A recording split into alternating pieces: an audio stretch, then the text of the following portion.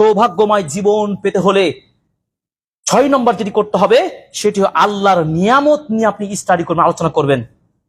আফালা তুবসিরুন, আল্লাহ তাআলা কতগুলো নিয়ামত দিয়েছে, আপনার কি গবেষণা করবে না? আল্লাহ তাআলা বলছেন আল্লাহর নিয়ামত নিয়ে আপনাকে স্টাডি করুন, গবেষণা করুন, ঈমান বেড়ে যাবে।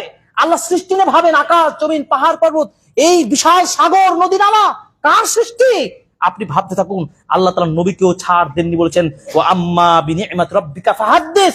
নবী মুহাম্মদ, তুমি তোমার রবের প্রাপ্ত নিয়ামতগুলো তুমি বর্ণনা দাও, মানে শুকর আদায় করো। এখানে গুরুত্বপূর্ণ আমি কথা বলতে চাই একটা হাদিস, যে তিরমিজির 1955 নম্বর হাদিস এসেছে। আবু সাঈদ খুদরী রাদিয়াল্লাহু তাআলা আনহু থেকে তিনি বলছেন, রাসূল সাল্লাল্লাহু আলাইহি ওয়াসাল্লাম বলছেন, মান লাম ইয়াশকুরিন নাস লাম ইয়াশকুরিল্লাহ।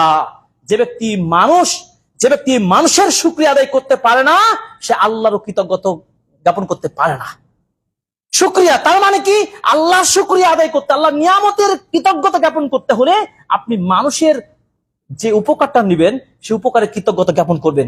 উনি আমাকে একটু হেল্প করলেন, ওনার কৃতজ্ঞতা করবো না? আমি অবশ্যই করবো। ওনার করা মানে আল্লাহর শুকরিয়া আদায় করা হবে। এই হাদিসটা শুনুন, এই মূলনীতি আজকে সমাজ থেকে আউট হয়ে গেছে। উপকার করা মানে বিপদে পড়া, আজকে এরকম একটা পর্যায়ে চলে এসেছে। আমি বলছি না উপকার থেকে দূরে সরুন, আপনি সর্বোচ্চ উপকার করবেন লিওয়াজহিল্লাহ।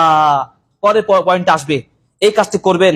আসুন, আল্লাহ তাআলা বলছেন সূরাতুল সাবার 13 নম্বর আয়াতে বলছেন, ওয়া কলিলুম মিন ইবাদিয়াশ শাকুর। খুবই কম সংখ্যক বান্দাই আমার শুকরিয়া আদায় করে। শুকরিয়া যদি আল্লাহর নিয়ামতের কৃতজ্ঞতার পরিমাণ যদি বাড়িয়ে দেন, নবীজি আল্লাহ তাআলা বলছেন লাইন শাকারতুম লাযীদান্নাকুম। আমার শুকরিয়া যদি তোমরা করো আরো নিয়ামত বাড়িয়ে দেব। যদি শুকরিয়া আদায় না করো, আল্লাহর কৃতজ্ঞতা জ্ঞাপন না করো, আল্লাহর শাস্তি কিন্তু কি? আযাবুন শাদীদ, কঠিন শাস্তির আপনি সম্মুখীন হতে হবে।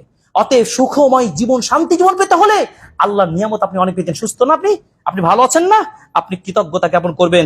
আপনি এইভাবে জীবন যাপন করার চেষ্টা করবেন।